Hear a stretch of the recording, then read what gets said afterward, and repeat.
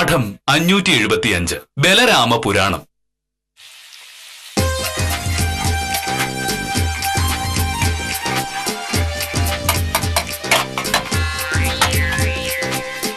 അമ്മേ, മണി 9:30 കഴിഞ്ഞു. ഇതുവരെ കഴിക്കാറില്ലേ? ഒരു 5 മിനിറ്റ് കൂടി മോഹനേട്ടാ.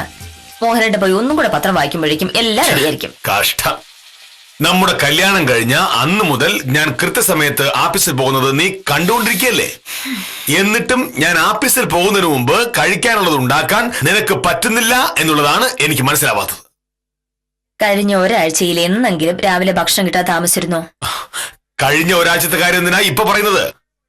ഇന്നത്തെ കാര്യം പറയൂ. മോഹനേട്ടൻ പറഞ്ഞത് കല്യാണം കഴിഞ്ഞ ദിവസം മുതലുള്ള കാര്യമല്ലേ? അപ്പൊ പിന്നെ എനിക്ക് കഴിഞ്ഞ ആഴ്ചത്തെ കാര്യം ഒന്ന് പറഞ്ഞൂടെ? ഒരു തെറ്റ് പറ്റിയാൽ അത് സമ്മതിക്കാൻ പഠിക്കൂ ഭാമേ, അല്ലാതെ വീണെടുത്ത ഉരുളല്ലേ. മോഹനേട്ടാ, കൃത്യസമയത്ത് ഭക്ഷണം ഉണ്ടാക്കാൻ എനിക്ക് പറ്റാഞ്ഞിട്ടല്ല ഈ കാലതാമസം. ബീരാൻകുട്ടിയുടെ കഴിഞ്ഞ ദിവസം ഞാൻ പറഞ്ഞിരുന്നു നല്ല പോത്തിറച്ചി കിട്ടുന്ന ദിവസം ഇവിടെ കൊണ്ടുവന്ന് തരണമെന്ന്. ഇന്ന് രാവിലെ ബീരാൻകുട്ടി കുറച്ച് ഇറച്ചി കൊണ്ടുവന്ന് തന്നു. എപ്പോ? മോഹനേട്ട അപ്പൊ കുളിക്കായിരുന്നു. എനിക്ക് ആ ഇറച്ചി വാങ്ങി വെച്ചിട്ട് മോഹനേട്ടന് ദോശ സാമ്പാറും തരാൻ അറിയാൻ മേലാഞ്ഞിട്ടല്ല. ഞാൻ കരുതി എന്തായാലും ഇറച്ചി വാങ്ങി, എന്നാ പിന്നെ മോഹനേട്ടൻ ഉച്ച ഉണ്ണ അത് കഴിച്ചോട്ടെ എന്ന്. അത് ഇത്ര വലിയ തെറ്റായി പോയി കാണും. തെറ്റതല്ല. ഇവിടെ പോത്തിറച്ചി വാങ്ങാൻ നിന്നോട് ആരാ പറഞ്ഞത്? പോത്തിറച്ചിക്ക് എന്താ കുഴപ്പം? 2 മാസം മുന്നേ നമ്മൾ പോത്തിറച്ചി വാങ്ങിയതല്ലേ? അത് 2 മാസം മുമ്പ്. മേലിൽ ഇവിടെ പോത്തിറച്ചി വാങ്ങാൻ പാടില്ല. കാരണം എന്താ? അമേ, പോത്തിറച്ചിയിൽ കൊളസ്ട്രോൾ വളരെ കൂടുതലാണ്. അത് കഴിച്ച് വെറുതെ എന്തിനു നമ്മൾ രോഗികളാകണം? അത് മാത്രമല്ല, പോത്തുകൾക്ക് തൂക്കം കൂടുവാനായി ചില ഹോർമോണുകൾ കുത്തിവെക്കുന്നുണ്ടെന്നും അത് ശരീരത്തിന് വലിയ ദോഷകരമാണെന്നും ബലരാമൻ സാർ പറഞ്ഞു. ബലരാമൻ സാറോ? ഏത് ബലരാമൻ സാറ്? ഡെപ്യൂട്ടി കളക്ടറായി റിട്ടയർ ചെയ്ത ബലരാമൻ സാർ. അദ്ദേഹം വളരെ വലിയ പണ്ഡിതനാണ്. ലോകത്തിലുള്ള സകല കാര്യങ്ങളെ കുറിച്ചും അദ്ദേഹത്തിന് അറിയാം. ഇന്നലെ വൈകിട്ട് ഞാൻ അദ്ദേഹത്തിന്റെ സ്ഥലം അളന്ന് ഒരു സ്കെച്ച് വരയ്ക്കാൻ ചെന്നപ്പോ 1 മണിക്കൂർ സംസാരിച്ചു. എന്തൊക്കെ ജീവിതാനുഭവങ്ങളിൽ ആളെന്നറിയാമോ? ഭക്ഷണം കഴിക്കുന്ന കാര്യത്തിലും അദ്ദേഹത്തെ കണ്ടു പഠിക്കണം. എനിക്കെന്തായാലും ഭക്ഷണം കഴിക്കുന്ന കാര്യത്തിൽ വേറൊരാളെ കണ്ടുപഠിക്കാൻ മനസ്സില്ല. ഇവിടെ ഇതുവരെ ഉണ്ടാക്കിയതൊക്കെ ഇനിയും ഉണ്ടാക്കും. ഇന്നൊരു ബലരാമ സാറ്, നാളെ വേറൊരാള് വേറെന്തെങ്കിലുമൊക്കെ പറഞ്ഞിരിക്കില്ലേ? അതിനൊക്കെ അനുസരിച്ച് നമുക്ക് ഭക്ഷണം കഴിക്കാൻ പറ്റുമോ മോനേട്ടാ? എന്ത് കൂത്താ നോക്കണേ. ഓഹോ,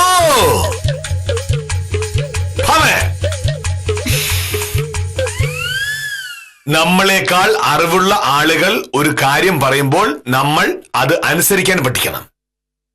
ബലരാമൻ സാർ എത്രയോ അറിവുള്ള ആളാണ്. അദ്ദേഹം മാംസാഹാരങ്ങളോ പാലോ മുട്ടയോ ഒന്നും കഴിക്കില്ല. അതുകൊണ്ട് എന്താ ഈ 63-ാം വയസ്സിലും അദ്ദേഹത്തിന് എന്താരോഗ്യമാണ്. ബലരാമ സാർ അദ്ദേഹത്തിന് ഇഷ്ടമുള്ള എന്ത് കഴിക്കുന്നതിലും എനിക്ക് യാതൊരു വിരോധവുമില്ല. പക്ഷേ ഞാൻ എന്ത് കഴിക്കണമെന്ന് തീരുമാനിക്കുന്നത് ഞാനാണ്. ഇപ്പൊ നീ പറഞ്ഞത് വിവരക്കേട്. ഒരാൾ മൂക്കറ്റ മദ്യപിച്ച് നടക്കുന്നു എന്ന് കരുതുക. അയാളോട് സ്നേഹവും അടുപ്പവുമുള്ളവർ അയാളെ ഉപദേശിക്കുന്നതിൽ തെറ്റു പറയാൻ പറ്റുമോ? പക്ഷേ അങ്ങനെ ഉപദേശിക്കാൻ ചെല്ലുന്നവരോട് അയാൾ പറയുകയാണ്, ഞാൻ എന്ത് കുടിക്കണമെന്ന് ഞാൻ തീരുമാനിക്കും എന്ന്. അത് ശരിയാണോ? നിയമപരമായിട്ട് അതിൽ യാതൊരു തെറ്റുമില്ല. നിയമം പറയുന്നത് കോടതിയല്ലോ, വീടല്ലേ. ബലരാമൻ സാറ് ഇന്നലെ എന്നോട് നമ്മുടെ ഭക്ഷണക്രമത്തിലെ കുഴപ്പങ്ങളെ പറ്റി മുഴുവൻ പറഞ്ഞു. നമ്മുടെ ആളുകൾ ആവശ്യത്തിൽ കൂടുതൽ ഭക്ഷണം വലിച്ചു വാരി തിന്നുന്നത് കൊണ്ടാണ് അസുഖങ്ങൾ ഉണ്ടാവുന്നത്. ജീവിക്കാൻ വേണ്ടിയാണ് ഭക്ഷണം കഴിക്കേണ്ടത്, ഭക്ഷണം കഴിക്കാൻ വേണ്ടി ജീവിക്കരുത് എന്നൊക്കെ അദ്ദേഹം പറഞ്ഞു. പറ്റുന്നിടത്തോളം പച്ചക്കറികൾ മാത്രമേ കഴിക്കാവൂ എന്നാണ് അദ്ദേഹം പറയുന്നത്. അങ്ങനെ ചിട്ടയിൽ ഭക്ഷണം കഴിച്ച് ജീവിച്ചത് കൊണ്ടാണ് ഈ പ്രായത്തിലും അദ്ദേഹത്തിന് ഒരസുഖവുമില്ലാത്തത്. നിനക്കൊക്കെ 63 വയസ്സാകുമ്പോ ഒരു വടിയും കുത്തി ഇങ്ങനെ നടക്കുന്ന കാണാം. അപ്പൊ മോഹനേട്ടൻ എന്താ പറഞ്ഞു വരുന്നത്? ഇനിമേൽ നമ്മൾ ഇറച്ചിയോ മീനോ ഉപയോഗിക്കരുത്, പച്ചക്കറി മാത്രം കഴിച്ചാൽ മതി എന്നാണ്. അതാണ് ആരോഗ്യത്തിന് നല്ലത്. ഓക്കെ, ശരി. ഇന്നു മുതൽ മോഹനേട്ടന് ഞാൻ അത്ര ഭക്ഷണം മാത്രം ഉണ്ടാക്കി വെക്കാം. പിന്നെ എന്റെ കാര്യം, ഞാൻ എന്തെങ്കിലും വായിക്ക് രുചിയായി കഴിച്ച് ശീലിച്ച ഒരാളാ. ഇനിയും എന്നെ കൊണ്ട് അങ്ങനെയൊക്കെ പറ്റൂ. ബലരാമ സാറിനെ പോലെ പുസ്തകം നോക്കി ഭക്ഷണം കഴിച്ച് ജീവിക്കാൻ എന്നെ കൊണ്ട് വയ്യ.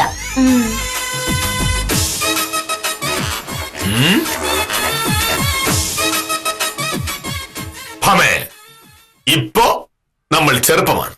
അതിന്റെ ആവേശത്തിൽ നമ്മൾ പലതും മറക്കും, ഇഷ്ടമുള്ളതൊക്കെ കഴിക്കും. പക്ഷേ അങ്ങനെ കഴിക്കുമ്പോൾ ശരീരത്തിലുണ്ടാകാൻ പോകുന്ന ദോഷങ്ങൾ നമ്മൾ അറിയാൻ പോകുന്നത് പ്രായമാകുമ്പോഴാണ്. മോഹനേട്ടാ, ഞാൻ പറഞ്ഞല്ലോ, ബലരാമൻ സാറ് പറയുന്നത് പോലെ ഭക്ഷണം കഴിച്ച് മോഹനേട്ടൻ 150 കൊല്ലം വരെ ജീവിച്ചു. എനിക്ക് എന്തായാലും അത് പറ്റില്ല. ജീവിച്ചിരിക്കുന്നിടത്തോളം കാലം ആസ്വദിച്ച് തന്നെ ജീവിക്കണം. അതിപ്പോ തോന്നാണ്. വയസ്സാകുമ്പോ നിനക്ക് മനസ്സിലാകും, അന്ന് ബലരാമൻ സാർ പറഞ്ഞത് കേട്ടാൽ മതിയായിരുന്നു എന്ന്. പക്ഷേ അപ്പോഴേക്കും തിരുത്താൻ പറ്റാത്ത വിധം കാര്യങ്ങൾ നിന്റെ കയ്യിൽ നിന്ന് പോയിരിക്കും. ഞാൻ ബീരാനിക്കയുടെ കയ്യിൽ നിന്ന് വാങ്ങിയ 1 കിലോ പോത്തിറച്ചിയുടെ പേരിലാണ് ഈ പ്രഭാഷണമെങ്കിൽ ഇനി അത് മതിയാക്കണ്ട മോഹനേട്ടാ. മോഹനേട്ടൻ ഇറച്ചി കഴിക്കണ്ട, തീർന്നില്ലേ പ്രശ്നം? ആരോ വന്നിട്ടുണ്ട്. പന്നിയാക്ക സമയമുണ്ടെങ്കിൽ കുറച്ചു നേരം അയാളെ ഈ ആരോഗ്യ പ്രശ്നം ഒന്ന് പഠിപ്പിക്കേ. ഇത് കേട്ട് കളയാൻ ഇതിൽ കൂടുതൽ സമയം എന്റെ അറിയാത്ത പുള്ള ചൊറിയുമ്പോ അറിയും എന്നൊരു ചൊല്ലുണ്ട്. നീയൊക്കെ ചൊറിഞ്ഞാലേ പഠിക്കൂ. അഹങ്കാരി.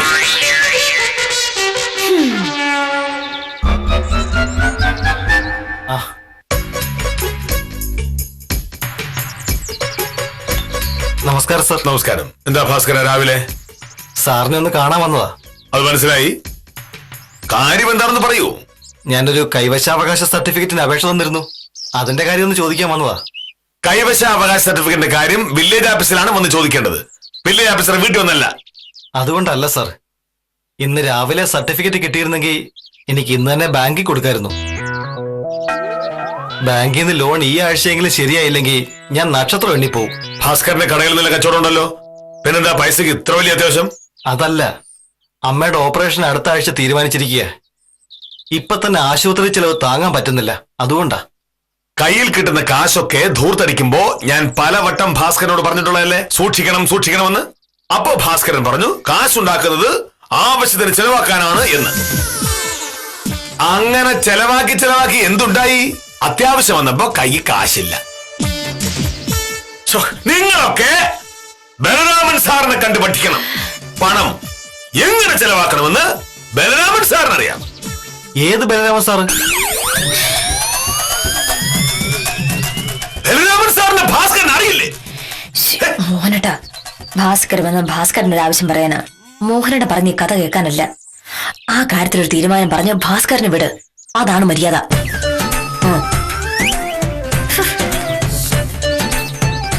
ബലരാമ ഓഫീസിലേക്ക് വാ, നോക്കട്ടെ. ശരി സാർ.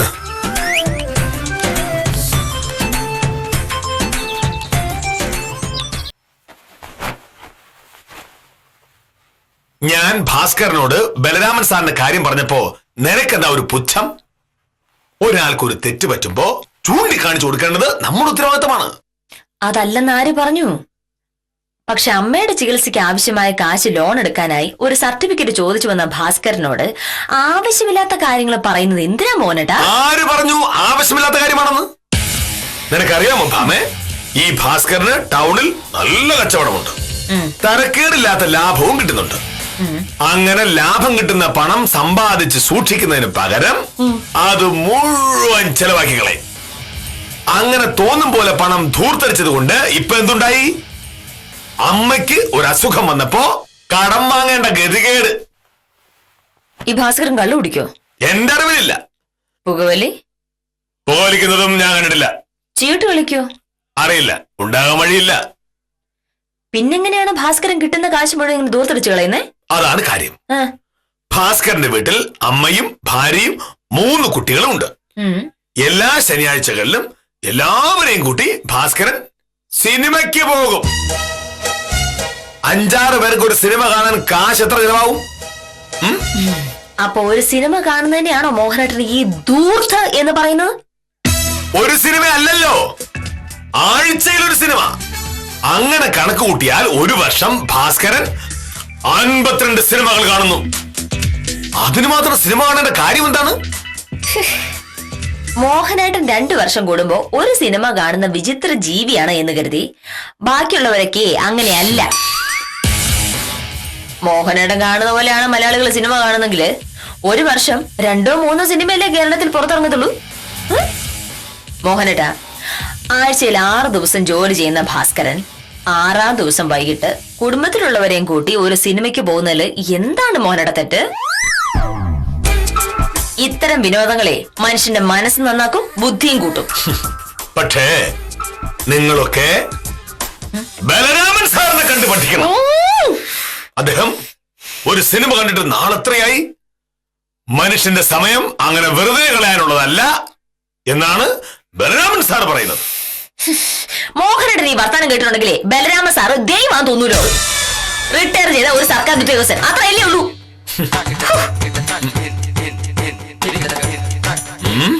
ആഹാ,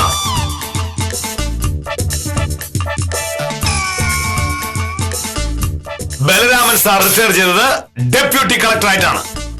ആദ്യം അദ്ദേഹം എന്നെ പോലെ ഒരു വില്ലേജ് ഓഫീസർ ആയിരുന്നു. അയ്യോ, പക്ഷെ നമ്മുടെ നാട്ടിലെ സാധാരണ സർക്കാർ ഉദ്യോഗസ്ഥന്മാരെ പോലെ അല്ലായിരുന്നു അദ്ദേഹം. കിട്ടിയ പണം ധൂർത്തടിച്ച് കളയാത്തത് കൊണ്ട് അദ്ദേഹത്തിന്റെ കയ്യിൽ ഇഷ്ടം പോലെ കാശും ഉണ്ട്. ഉണ്ടെങ്കിൽ ബലരാമ സാറിന് കൊള്ളാം. നമ്മൾ എന്താണ് മോഹനേട്ട ആവശ്യമില്ലാത്ത കാര്യങ്ങൾ ആലോചിക്കുന്നേ? പിന്തുടരാൻ പറ്റുന്ന ഉദാത്തമായ ഒരു മാതൃക കാണുമ്പോ അത് കണ്ടു പഠിക്കുന്നവരാണ് ബുദ്ധിമാന്മാർ. ഇന്നലെ അദ്ദേഹത്തിന്റെ സമ്പാദ്യത്തെ പറ്റി എന്നോട് പറഞ്ഞു. വളരെ ചെലവ് കുറച്ച് ജീവിച്ചത് കൊണ്ട് അദ്ദേഹത്തിന്റെ കയ്യിൽ ധാരാളം പണമുണ്ട്. 2 ആൺമക്കളുള്ളതിൽ 2 പേരും വിദേശത്ത് ജോലി ചെയ്യുന്നവരാണ്. ബലരാമൻ സാറിന്റെ സമ്പാദ്യവും അദ്ദേഹം വിരമിച്ചപ്പോൾ കിട്ടിയ സമ്പാദ്യവും ചേർത്ത് 36 ലക്ഷം രൂപ ബാങ്കിലുണ്ട്. ആ 36 ലക്ഷം രൂപയ്ക്ക് ഒരു വർഷം 3,60,000 രൂപ പലിശയുണ്ട്. അതായത് ഒരു വർഷം 3,60,000 രൂപ പലിശ മാത്രം. ഇത് കൂടാതെ പെൻഷൻ കിട്ടും. ഒരിടത്തിലെ വരുമാനവും ചേർത്ത് മാസം 75,000 രൂപയും അദ്ദേഹത്തിന് കിട്ടുന്നുണ്ട്. എന്തിന്? കഴിക്കുന്ന പച്ചക്കറി മാത്രം.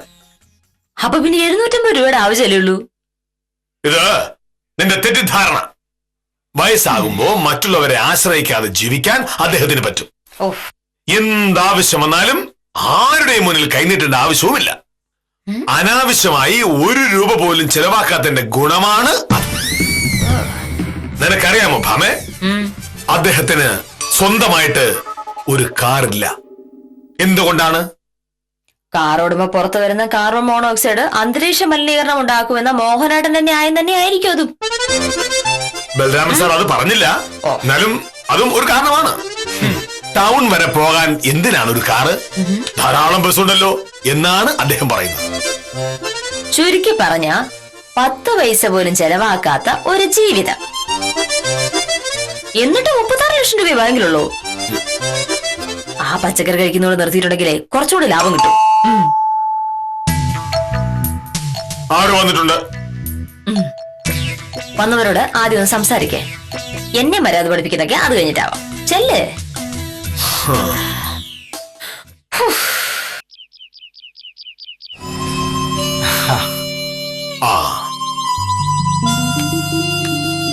നമസ്കാരം സർ. എന്താ വാധവണ്ടി വഴിക്ക്? ഞാൻ ഉത്തമനോട് ഇന്നലെ ഒരു കാര്യം പറഞ്ഞിരുന്നു. അതെന്തായെന്ന് ചോദിക്കാൻ വേണ്ടി വന്നതാ. ഉത്തമനെ ഞാൻ കണ്ടില്ല. എന്താ കാര്യം? ആ പലചരക്കടയുടെ പുറകെയുള്ള 80% സ്ഥലം വിൽക്കുന്നതിനെ കുറിച്ചുള്ള ആലോചന സാറാ ഞാൻ. അതൊന്ന് അളന്ന് തിട്ടപ്പെടുത്താൻ സാറിന് സമയമുണ്ടോ എന്ന് അറിയാൻ വേണ്ടി വന്നതാ. മാധവൻകുട്ടി എന്തിനാ സ്ഥലം വിൽക്കുന്നത്? പൈസക്ക് എത്ര അത്യാവശ്യം? പൈസയ്ക്ക് ആവശ്യമുള്ളത് കൊണ്ടൊന്നും അല്ല സർ. ആ ഭൂമിയിൽ കുറച്ച് കൃഷിയുണ്ട്. അച്ഛനെ എല്ലാം നോക്കി നടന്നത്. ഇപ്പൊ അച്ഛന് പഴയതുപോലെ ആരോഗ്യമില്ല. വയസ്സായില്ലേ. അച്ഛൻ സഹായത്തിനില്ലെങ്കിൽ കൃഷി നോക്കി നടത്താൻ എനിക്ക് പ്രയാസമാണ്. എങ്കിൽ പിന്നെ അതങ്ങ് വിറ്റ് കളയാമെന്ന് വിചാരിച്ചു. മാധവൻകുട്ടിയുടെ അച്ഛന് എത്ര വയസ്സായി? 60 കഴിഞ്ഞു സർ. പ്രത്യേകിച്ച് അസുഖങ്ങൾ വല്ലതുണ്ടോ? അങ്ങനെയൊന്നുമില്ല. പിന്നെന്താ പ്രശ്നം? ഭൂമി വിറ്റ് കളയാൻ എളുപ്പമാണ്. പിന്നീട് വാങ്ങണമെന്ന് തോന്നിയാൽ നടക്കില്ല. അതുകൊണ്ട് അച്ഛനോട് കുറച്ചു കാലം കൂടി കൃഷിയൊക്കെ നോക്കി നടത്താൻ പറയണം. എന്തിനാ സാറേ അങ്ങനെ നിർബന്ധിക്കുന്നേ? പ്രായമായി കഴിഞ്ഞ വിശ്രമമല്ലേ ആവശ്യം. അച്ഛൻ വിശ്രമിക്കട്ടെ. ഇതാണ് നിങ്ങളുടെയൊക്കെ കുഴപ്പം. മനുഷ്യന് അധ്വാനിക്കാനും വിശ്രമിക്കാനും അങ്ങനെ പ്രത്യേകിച്ച് പ്രായമൊന്നുമില്ല. എല്ലാ പ്രായത്തിലും അധ്വാനിക്കണം. ഉദാഹരണത്തിന് ബലരാമൻ സാറിന് വയസ്സ് 63 3 ഏക്കർ വരുന്ന കൃഷി ഇപ്പോഴും ആ മനുഷ്യൻ ഒറ്റയ്ക്കാണ് നോക്കുന്നത്. മോനോട്ടോ മതി. ബലരാമൻ കഥകൾ മോഹനേട്ടന് ഭയങ്കര രസമായിരിക്കും, മറ്റുള്ളവർക്ക് എന്നാൽ അങ്ങനെയല്ല. ഇത് പരമ ബോറാട്ടോ. ഈ ആഴ്ച എനിക്ക് ഭയങ്കര തിരക്കാ. അടുത്ത ഞായറാഴ്ച രാവിലെ വരാം. വലിയ ഉപകാരം സാർ. ആ, എന്നെ ഒന്ന് ഓർമ്മിപ്പിക്കാൻ ഉത്തമനോട് പറഞ്ഞാൽ മതി. ശരി സാർ. ശരി മാധവൻകുട്ടി.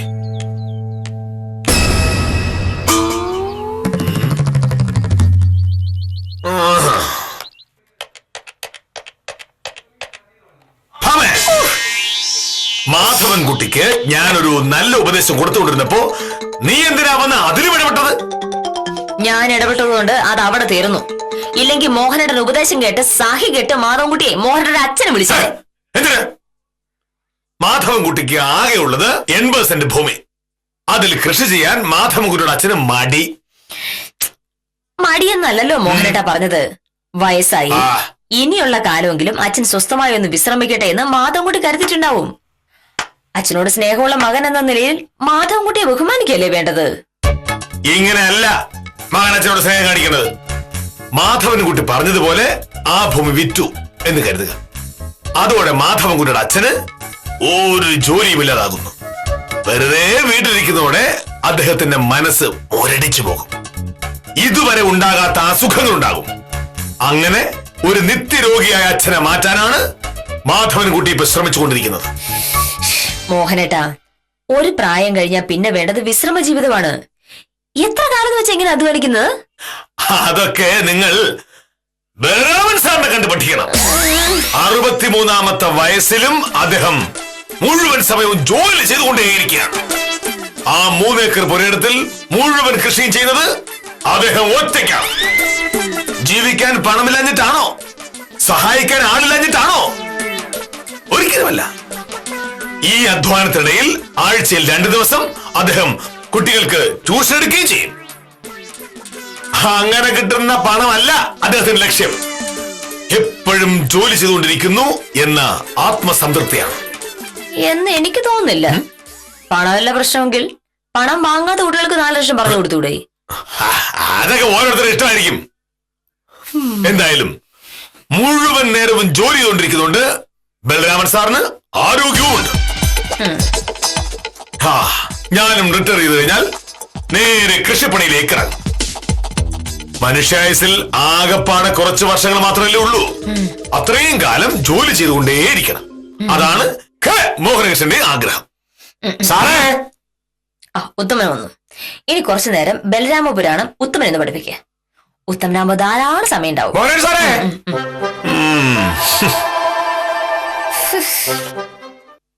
നമസ്കാരമുണ്ട് സാറേ.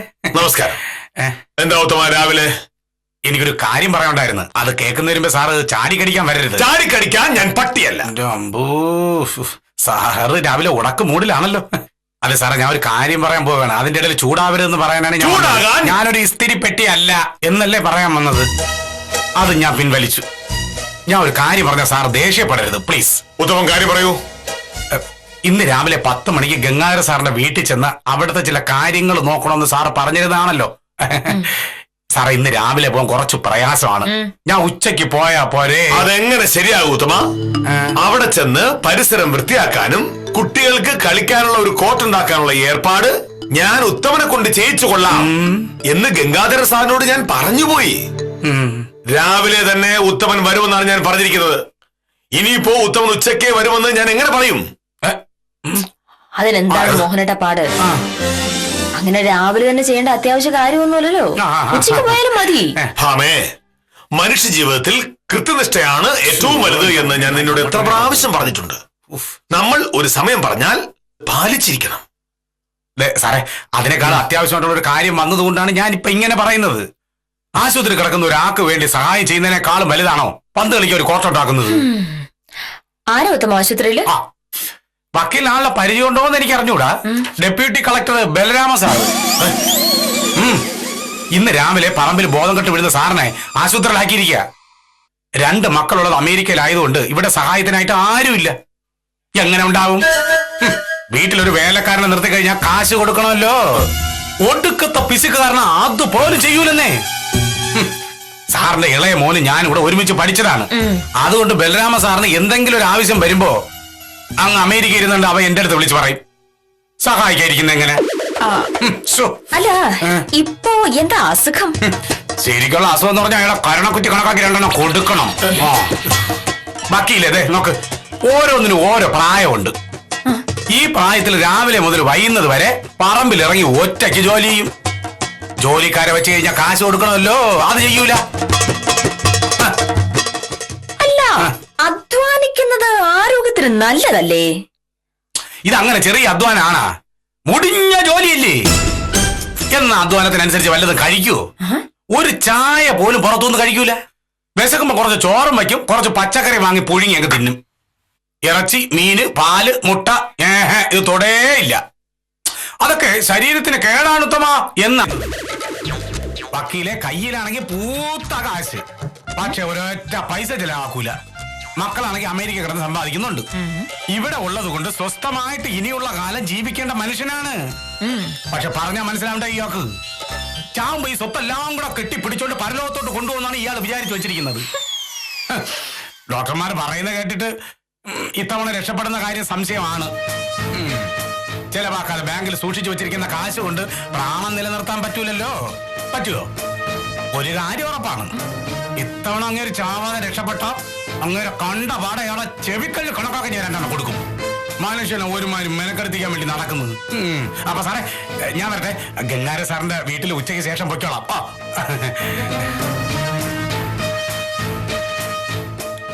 ആഹാരത്തിൽ മിതത്വം പാലിച്ച് ആയുസ് കൂട്ടാം. പ്രായം നോക്കാതെ അധ്വാനിക്കുകയാണെങ്കിൽ ആയുസ് പിന്നെയും കൂടും.